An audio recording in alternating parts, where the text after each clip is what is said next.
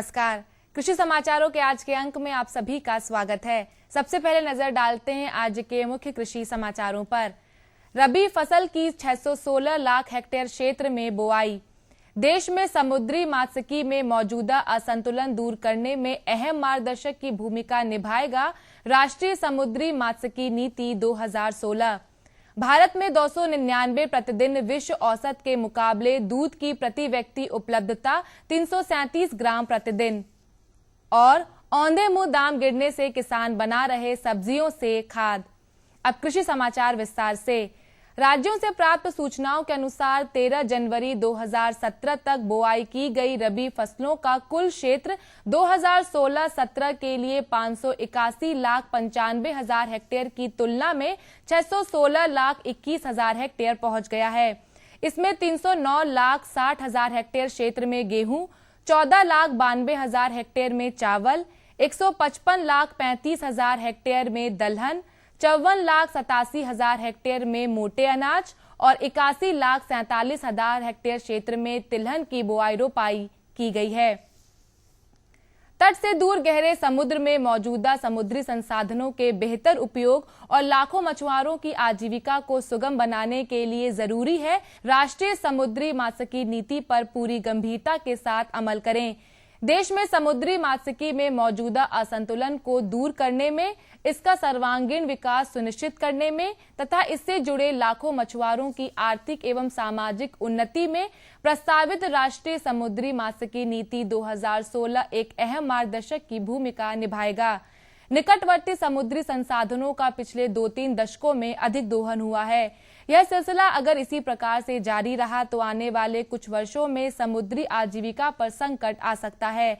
इस संकट से निकलने के लिए जरूरी है कि समुद्री मत्स्य संसाधनों के सतत उत्पादन को बनाए रखा जाए। पारंपरिक मछुआरों को गहरे समुद्र में फिशिंग की ट्रेनिंग देने की दिशा में पहले ही प्रयास शुरू कर दिए गए हैं तथा पारंपरिक मछुआरों द्वारा गहरे समुद्र में फिशिंग के लिए विशेष योजना शुरू करने के प्रयास भी किए जा रहे हैं। 2014-16 में दूध उत्पादन ने 6.28% की विकास दर दर्ज की है, जो पिछले वर्ष की लगभग 4% की विकास दर से अधिक है तथा 2.2% के विश्व विकास औसत के मुकाबले 3 गुना अधिक है। गांव के परिवारों में दूध उत्पादन एक प्रमुख आर्थिक गतिविधि बन गया है और किसान अपनी आमदनी बढ़ाने के लिए खेती बाड़ी के साथ इसे भी अपना रहे हैं। देश के लगभग 70 मिलियन ग्रामीण परिवार दूध उत्पादन में लगे हुए हैं। छोटे और सीमांत किसान तथा भूमिहीन श्रमिक व्यक्तिगत रूप से प्रतिदिन लगभग 1 से 3 लीटर दूध का उत्पादन कर देश के अधिकांश दूध का उत्पादन करते हैं। भारत 1998 से विश्व के दुग्ध उत्पादक राष्ट्रों में पहले स्थान पर बना हुआ है। देश में दूध का उत्पादन 1970 के लगभग 22 मिलियन टन से बढ़कर 2015-16 में 156 मिलियन टन हो गया, जो पिछले 46 वर्षों में 700% की वृद्धि को दर्शाता है। इसकी बदौलत भारत में 299 ग्राम प्रतिदिन विश्व औसत के मुकाबले दूध की प्रति व्यक्ति उपलब्धता 337 ग्राम प्रतिदिन है। मौजूदा समय में सब्जियों के दाम बुरी तरह गिरने के बीच मध्य प्रदेश के बैतूल जिले के 2 किसान भाइयों ने घाटे से उबरने के लिए एक नया रास्ता अख्तियार कर लिया है। मुल्ताई के दोनों किसान अब इन सब्जियों से जैविक खाद बना रहे हैं ताकि अगले मौसम में उन्हें बाजार से महंगी खाद नहीं खरीदनी पड़े। दोनों टमाटर, पत्ता गोभी और बैंगन समेत अन्य सब्जियों से ऐसी जैविक खाद बना रहे हैं जो उनके दावे अनुसार 6 महीने बाद दोगुनी पैदावार देगी। किसानों को सलाह है कि समय से बोई गई गेहूं की फसल में दूसरी सिंचाई करें। सिंचाई के लिए गेहूं की दूसरी क्रांति अवस्था, जो प्रायः बोआई के 42 से 45 दिन बाद आती है, जब फसल में कल्ले बनते हैं। गेहूं की फसल में यदि दीमक का प्रकोप दिखाई दे तो बचाव के लिए क्लोरपाइरिफास 20 EC की 2 लीटर दवा को प्रति एकड़ के हिसाब से 20 किलोग्राम बालू में मिलाकर खेत में शाम के समय छिड़काव करें और सिंचाई कर दें। मौसम को ध्यान में रखते हुए किसानों को सलाह है कि सरसों की फसल में माहू कीट की निरंतर निगरानी करते रहें। प्रारंभिक अवस्था में प्रभावित भाग को काट कर नष्ट कर दें। यदि प्रकोप अधिक हो तो रोगोर या क्यूनाल फाश 2 मिलीलीटर प्रति लीटर पानी में घोलकर छिड़काव आसमान साफ होने पर करें। चने की फसल में फली छेदक कीट की निगरानी हेतु फेरोमोन प्रपंच प्रति एकड़ क्षेत्र में 3 से 4 लगाएं। जहां पौधों में 20 से 25% फूल खिल गए हों, अंग्रेजी के अक्षर टी के आकार के पक्षी बसेरे को खेत के विभिन्न स्थानों पर लगाएं। कद्दू वर्गीय सब्जियों की अगैती फसल की पौध तैयार करने के लिए बीजों को छोटे पॉलीथीन के थैलों में भरकर पॉलीघरों में रखें। मटर की फसल पर यूरिया या पोटेशियम सल्फेट 2% के घोल का छिड़काव करें, जिससे मटर की फलियों की संख्या में बढ़ोतरी होती है, साथ ही फसल का पाले से भी बचाव होता है। आइए अब रुख करते हैं प्रदेश की प्रमुख मंडियों की ओर और जानते हैं कि अनाज व सब्जियों के औसत थोक बाजार भाव किस प्रकार रहे।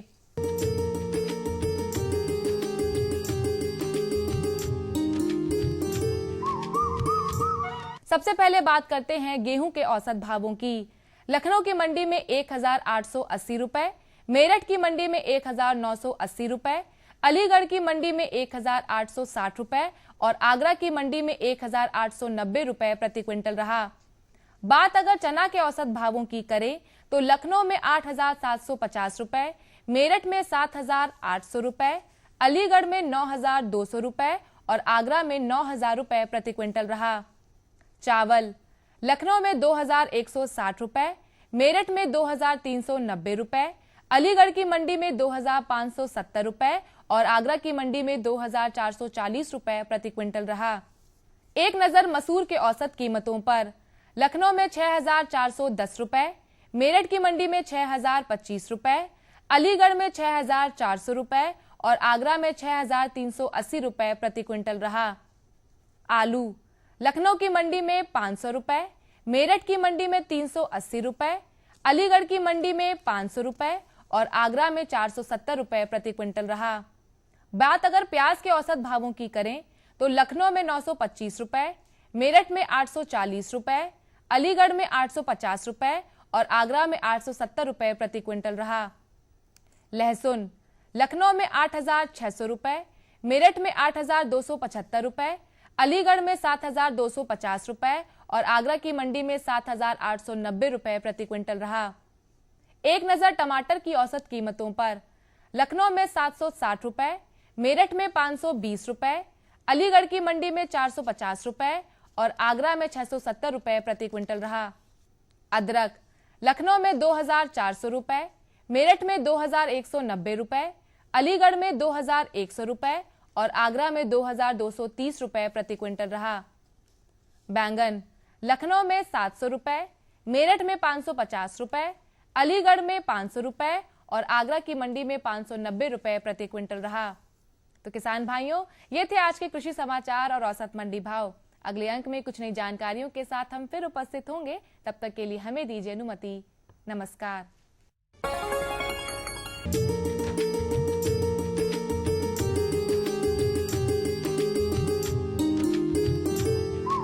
नमस्कार किसान भाइयों, कृषि दर्शन कार्यक्रम में आप सभी का स्वागत है।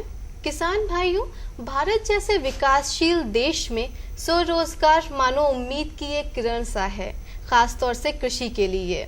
इसके कई एक विकल्प हैं, पर आज हम चर्चा करेंगे आंवले के प्रसंस्करण के बारे में। आज का हमारा विषय है स्वरोजगार सृजन हेतु आंवले का प्रसंस्करण और इस विषय पर चर्चा करने के लिए हमारे साथ आज यहाँ उपस्थित हैं डॉक्टर अर्चना सिंह जी, जो कि विषय वस्तु विशेषज्ञ हैं कृषि विज्ञान केंद्र धौरा उन्नाव में। अर्चना जी, आपका स्वागत है।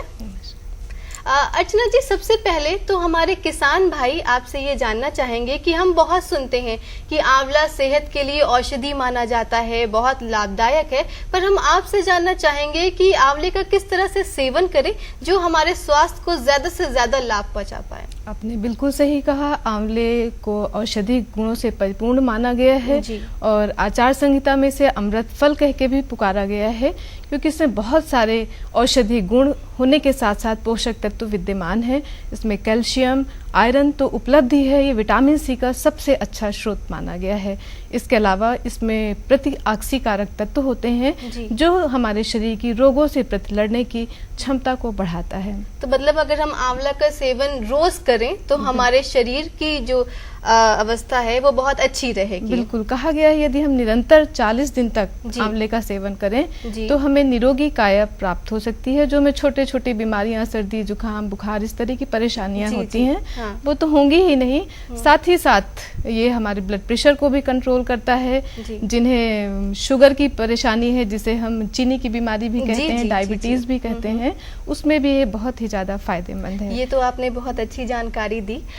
ये बताइए डॉक्टर साहब कि जो हम अभी जो हमारा टॉपिक है प्रसंस्करण, तो इसमें क्या इसकी विधि है, कैसे करते हैं, और हमारे किसान भाई अगर प्रसंस्करण करना चाहें तो शुरुआत कैसे करें? सबसे पहले तो मैं अपने किसान भाइयों एवं बहनों को बताना चाहूंगी प्रसंस्करण क्या है। यह एक वैज्ञानिक विधि है या तकनीकी है जिसके द्वारा हम खाद्य पदार्थों को लंबे समय तक खाने के लिए उपयुक्त बनाते हैं, अर्थात ये खाने योग्य लंबे समय तक बने रहें, इसके लिए हम प्रसंस्करण की विधा अपनाते हैं। प्रसंस्करण करने के बहुत सारे तरीके हैं और ये प्राचीनतम समय से चला आ रहा है। शुरुआत इसकी सुखाने से हुई थी। सुखा करके प्रसंस्करण कर सकते हैं, चीनी के द्वारा कर सकते हैं, नमक के द्वारा कर सकते हैं, परिरक्षक तत्व के द्वारा कर सकते हैं, और आजकल जो प्रचलन में है वो है प्रशीतन प्रणाली, अर्थात रेफ्रिजरेटर वगैरह का हम जैसे घर में इस्तेमाल करते हैं, ठीक इसी तरह से प्रशीतन प्रणाली का इस्तेमाल होता है। जो बड़े उद्यम शुरू हुए हैं प्रसंस्करण के, उनमें तो ये विधाएं हैं। डॉक्टर साहब, इस सब का इस्तेमाल करके हम इसके कौन कौन से उत्पाद बना सकते हैं? आजकल हमारे ग्रामीण जनता और साथ ही साथ शहरी जनता बहुत ही स्वास्थ्य के प्रति जागरूक हो रही है, तो धीरे धीरे करके आंवले का सेवन भी बढ़ा है। और यदि हम उत्तर प्रदेश की बात करें तो प्रतापगढ़ गढ़ रहा है आंवले का, मुख्य तौर से उद्यम आंवले के प्रसंस्करण के वहीं पर है, किंतु अन्य क्षेत्रों में भी छोटे छोटे उद्यम लगाए जा सकते हैं।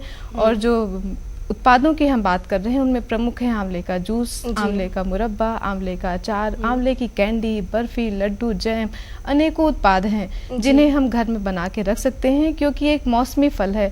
इसकी अगर हम चर्चा करें तो ये अक्टूबर से इसका फल शुरुआत होता है और जनवरी के अंत तक समाप्ति की ओर आ जाता है। तो आवश्यक है कि हम इसको प्रसंस्करित करें ताकि हम पूरे साल इसको उपयोग में ला सकें। खास तौर से गर्मियों में जो लोग मिठाई का सेवन करते हैं उसके स्थान पर यदि मुरब्बे और कैंडी का इस्तेमाल करेंगे तो निश्चित तौर पे स्वास्थ्य के लिए फायदेमंद भी होगा। और जो हमारे किसान भाई हैं जिन्हें विपणन हेतु आंवले का अच्छा बाजार नहीं मिल पाता है, उन्हें एक अच्छा बाजार भी प्राप्त होगा। तो इस तरह से जो हमारा आंवले का नुकसान हो रहा है कहीं ना कहीं, उसको भी हम प्रसंस्करण के द्वारा रोक सकते हैं। अर्चना जी, अभी आप आंवले के जूस की बात कर रही थी, तो क्या घरेलू स्तर पर इसका जूस निकाला जा सकता है और इसको ज्यादा समय तक ये जूस टिका रहे और हमारे किसान भाई इससे ज्यादा मुनाफा कमा पाए, तो इसके क्या उपाय हैं? बिल्कुल, हम अगर घरेलू स्तर पे आंवले का जूस बनाना चाह रहे हैं तो घर पे भी बना सकते हैं, और यदि उद्यम लगाना चाह रहे हैं तो उसके लिए कुछ मशीनरी की आवश्यकता पड़ती है। तो सबसे पहले मैं अपने किसान भाइयों एवं बहनों को घरेलू स्तर पर हम आंवले का जूस कैसे बना सकते हैं उसकी विधा बताती हूँ। उसके लिए आंवले के परिपक्व फल लेना है जिनमें दाग धब्बा ना हो, साफ पानी से उन्हें धो लें, और स्टील का कद्दूकस लगभग सभी महिलाओं के पास सभी घरों में होता है, उससे उसको कद्दूकस कर लें। कद्दूकस करने के उपरांत यदि ग्राइंडर है घर में तो अच्छी बात है, लेकिन अक्सर गाँव में ग्राइंडर नहीं होता है या बिजली नहीं होती है, तो उस दिशा में कद्दूकस करने के उपरांत एक साफ सूती कपड़ा, मलमल का कपड़ा ले लें और उसमें इस कद्दूकस किए हुए भाग को रख दें, गुठली को अलग कर देना है और एक पोटली की तरह बनाकर हाथों से दूसरी दिशा में घुमाएं तो इस तरह से आंवले का जूस निकल आएगा। इस जूस को थोड़ी देर के लिए रख दें ताकि जो भी रेशे वगैरह आ गए हैं वो नीचे जम जाएंगे, और साफ जूस को एक बार फिर से छान करके ले लें और इसे लगभग 80 डिग्री सेंटीग्रेड तक गर्म करना है। तो अब महिलाएं गर्म करने के लिए कैसे देखेंगी? 80 डिग्री सेंटीग्रेड टेम्परेचर हो गया है, बहुत आसान है। हम सब जानते हैं हमारा पानी 100 डिग्री सेंटीग्रेड पर खौलने लगता है, तो जैसे ही हमारा आंवले का जूस खौलना शुरू होगा वैसे ही उसको आंच से उतार देना है, और उसमें परिरक्षक तत्व की आवश्यकता पड़ेगी जिसे पोटेशियम मेटाबाइसल्फाइड कहते हैं। इसके अगर यदि नहीं मिल पा रहा है तो इसके स्थान पर हम सोडियम बेंजोएट का भी इस्तेमाल कर सकते हैं। इसको डालते समय विशेष ध्यान रखना है, इसकी नियंत्रित मात्रा ही डालना है। 1 लीटर जूस के लिए 1 ग्राम पोटेशियम मेटाबाइसल्फाइड या सोडियम बेंजोएट को इसमें थोड़े से सादे पानी के साथ घोल करके जूस में मिलाना है और फिर बॉटल्स में भर करके, गांव में बोतलें होती हैं लोग पानी पीने के लिए, अब तो गांव में भी इस्तेमाल करने लगे हैं, तो साफ बोतल लेना है, उसमें भर करके टाइट ढक्कन बंद कर देना है। यदि घर में बनाया हुआ जूस है तो निश्चित तौर पे 3 से 4 महीने तक ये संरक्षित रहेगा। ये तो बात हो गई घर में बनाए हुए जूस की, लेकिन अगर हम बड़े स्तर पर बना रहे हैं तो हमें मशीनों की जरूरत पड़ेगी। तो हमारे किसान भाइयों को आप बताएं कि इसमें कौन कौन सी मशीनों की जरूरत होती है और उसको कहाँ से लाया जा सकता है। अगर हमें उद्यम लगाना है, इसको कॉमर्शियल लेवल पे यदि हम आंवला का जूस बनाना चाह रहे हैं, तो 2 मशीन है जो हमारी बहुत ज़रूरी है जूस निकालने के लिए। एक तो फ्रूट मिल है और इसकी लागत लगभग 25 से 30 हज़ार है जी। शुरुआती दौर पे यदि हम शुरू करना चाह रहे हैं। इसका काम है कि ये फल को धोने के बाद यदि हम इसमें डालते हैं और इलेक्ट्रिसिटी से चलता है तो ये फल को छोटे छोटे टुकड़ों में काट देता है। दूसरी मशीन है हाइड्रोलिक प्रेस। इसका काम है कटे हुए फलों से जूस को निकालना। कपड़े में बांध करके जब हम इस मशीन में रखते हैं तो प्रेशर के कारण फल से जूस निकल आता है। फिर जो भी हमने आपको आंवला का जूस प्रोसेस करने की तकनीकी बताई है, उसी तकनीकी से प्रोसेस करना है। तो प्रोसेस करने के लिए हम बॉयलर वगैरह भी ले सकते हैं, किंतु यदि हम शुरुआत कर रहे हैं तो हम इसको ना भी लें तो भगोने पे गरम करके और आगे प्रोसेस करके आंवले के जूस को हम प्रिजर्व कर सकते हैं। और इसकी जो शेल्फ लाइफ है, मतलब जो ये उत्पाद है जो आप मशीन से जूस निकाल रहे हो, ये लगभग 1 साल तक आपका आसानी से चल सकता है। अर्चना जी, आपने बताया अभी कि 25,000 रुपए लगते हैं, पर 25,000 एक भारतीय किसान के लिए आज भी एक बड़ी रकम है। तो ये जो खर्च आ रहा है ये कहाँ से, क्या किसी बैंक से लोन मिल जाता है किसानों को, ये क्या होता है इसमें? बिल्कुल, अगर आप उद्यम लगाना चाह रहे हैं तो आपको पूरा प्रोजेक्ट प्लान बनाना पड़ेगा और प्रोजेक्ट प्लान बनाने के बाद आपका जो करीबी बैंक है आप वहां से संपर्क कर सकते हैं। आपकी यूनिट की स्थापना की जो भी लागत आएगी उसका लगभग 25% आपको लगाना होता है और 75% तक की आपको जो है लोन बैंक से प्राप्त हो सकता है। ब्याज दर वही समान होती है? हाँ, ब्याज दर पे समय समय पे कई तरीके के परिवर्तन होते हैं, कई तरह की छूट होती हैं, जिसके हिसाब से चलना होगा। अच्छा। वैसे सबसे पहले आंवले का जब नाम आता है तो मुरब्बे का ध्यान सबसे पहले आता है कि आंवले का मुरब्बा कैसा होगा और कैसे बनाया जाएगा, तो इसके बारे में बताएं और कैसे वो ज्यादा समय तक टिका रहे। आंवले का मुरब्बा बहुत ही प्रचलन में है और गर्मियों में खास तौर से इसका इस्तेमाल करना होता है और इसको हमारी महिलाएं आराम से घर में बना सकती हैं। इसके लिए कोई बहुत बड़ी मशीनरी की आवश्यकता नहीं होती है। सबसे पहले हमें ये ध्यान देना है कि मुरब्बा बनाने के लिए हमें किस सामग्री की आवश्यकता होती है। यदि आपने 1 किलो आंवला लिया है तो उसके लिए आपको 1.5 किलो चीनी और 4 ग्राम साइट्रिक एसिड की आवश्यकता होगी। तो ये सामग्री है। सबसे पहले आपको आंवले को अच्छे से गोद लेना है और गोदते समय ध्यान रखना है कि लोहे की किसी चीज़ से इसकी गुदाई ना करते हैं। अच्छा। अक्सर हम लोग चाउमीन खाने के लिए फोक का इस्तेमाल करते हैं, उससे यदि हम आंवले की गुदाई करें तो आंवला अच्छा गुद सकता है। और गुदाई जितनी अच्छी होगी आपके फल की, मुरब्बा उतना ही अच्छा बनेगा। तो ध्यान रखना है कि अंदर तक, गुठली के पास तक फल अच्छे से गुदा हुआ है और यदि हम हाथ से दबाते हैं तो पूरा फल दबेगा और उससे जूस निकलेगा। ये पहचान है कि हमारा फल अच्छे से गुद चुका है। इसके बाद दूसरा जो स्टेप है इसके लिए वो ये है कि आपको 2% नमक पानी के घोल में फल को डालना है। 2% का मतलब 1 लीटर पानी में 20 ग्राम नमक डालना है आपको और उसमें फल को डाल करके 24 घंटे के लिए रख देना है ताकि आपके फल में जो भी कसैलापन है वो निकल जाए। अगले दिन आपके फल को बहुत ही अच्छे से साफ पानी से 4-5 बार धोना है ताकि फल के अंदर जो भी नमक रह गया है वो निकल जाए। अब प्रक्रिया शुरू होती है इसमें चाशनी डालने की। चाशनी को हम 3 चरणों में डालते हैं। 1.5 किलो चीनी ली है हमने, इसको 3 टुकड़ों में कर देते हैं, अर्थात एक भाग में 500 ग्राम चीनी है। तो पहले दिन हम 500 ग्राम चीनी में थोड़ा सा पानी डालते हैं और आंच में चढ़ाते हैं कि इसकी चाशनी बन जाए। और इसी समय इसमें हम साइट्रिक अम्ल भी डाल देते हैं। साइट्रिक अम्ल का काम है कि एक तो आपकी चीनी की सफाई करता है, अम्लता को मेंटेन करके रखता है और इसके अलावा आपकी चीनी पुनः जमने नहीं पाती है। अच्छा। तो साइट्रिक अम्ल भी मुरब्बे में डालना आवश्यक है। और इस तरह से चाशनी बना करके छान लीजिए और इसके बाद जो आपने आंवला गोद के रखा है उसको उबाल लीजिए। उबालने के बाद पानी में से निकाल लेना है और उसमें बनी हुई चाशनी को डाल देना है। दूसरे दिन इसी चाशनी को फिर से निकालना है और इसमें पुनः 500 ग्राम चीनी डाल देनी है। तीसरे दिन फिर इसी में से चाशनी को लेनी है और फिर से 500 ग्राम चीनी डाल देना है। मतलब धैर्य की जरूरत है। धीरे धीरे अगर बनाएंगे तो जो फल का अपना स्वरूप है वो खराब नहीं होगा और बड़े अच्छे से चाशनी अंदर जाएगी, तो आपका फल हरा होगा, देखने में सुंदर होगा और खाने में बहुत ही स्वादिष्ट होगा। तो ये मुरब्बा बनाने की विधा है। और ध्यान देना है कि लंबे समय तक चले। यदि आपकी चाशनी सही बनी है तो आपका मुरब्बा लंबे समय तक सुरक्षित खराब हो जाता है, इतनी मेहनत से बनता है और खराब हो गया तो उसके लिए यदि ये खराब हो रहा है तो इसका मतलब ये है कि आपकी चाशनी अच्छी नहीं बनी है। मतलब 70% से कम है उसमें चीनी। तो आपको क्या करना है, पूरा फल सहित आप मुरब्बे को भगोने में पलट लीजिए और उसे गर्म करिए। जब आपका फल गर्म हो जाए तो उसको चाशनी से अलग कर लीजिए और चाशनी को पुनः गाढ़ा करिए। शहद की तरह जब ये चाशनी गाढ़ी हो जाएगी तब इसको छान लीजिए और फिर अपने मुरब्बे में डाल दीजिए। तो इस तरह से यदि आपका मुरब्बा खराब भी हो रहा है तो आप उसको संरक्षित करके आगे ठीक कर सकते हैं। अक्सर हम अचार बनाते हैं आंवले का, तो वो भी खराब हो जाता है। बना तो जो गृहिणियां हैं या जो भी काम कर रहे हैं वो अच्छे से ले जा जाते हैं, पर वो खराब होने लगता है। तो उसके लिए क्या सावधानी बरतनी चाहिए कि हमारा अचार खराब ना हो? अचार को बनाते समय कुछ बिंदु हैं जिन्हें ध्यान देने की आवश्यकता है। अचार हम चाहे आंवले का बनाएं या किसी और फल का बनाएं, ध्यान ये देना है कि कम से कम 10% नमक हमारे अचार में अवश्य होना चाहिए। 10% का मतलब है 1 किलो अचार में कम से कम 100 ग्राम नमक होना चाहिए। दूसरा, तेल की बात करते हैं। सरसों का तेल हम लोग अचार में डालते हैं, अक्सर हम लोग कच्चा तेल डाल देते हैं। ध्यान ये रखें कि तेल को हमेशा गर्म करें, ठंडा करें और उसके बाद ही अचार में डालें। डॉक्टर साहब, चलते चलते हमारे किसान भाइयों को कोई विशेष जानकारी या कोई ज्ञान देना चाहें तो आप दें।